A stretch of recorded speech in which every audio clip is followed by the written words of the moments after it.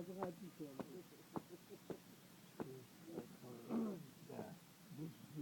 İki kavurun parası oğlum. Yani şu an aslında gidip inek kesecekti de. Dur bir. Ben mi koşayım? Aynı minuta. Berkay. Çok bağırmış. Gel oğlum.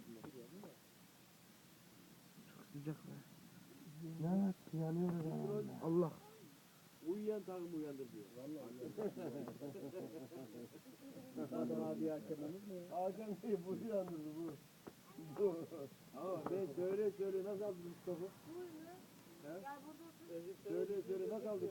Nasıl gidiyor da bu bir sene? Ama kızarız tabii. Haklıyız. Haksız mıyız bak? Ne dedim?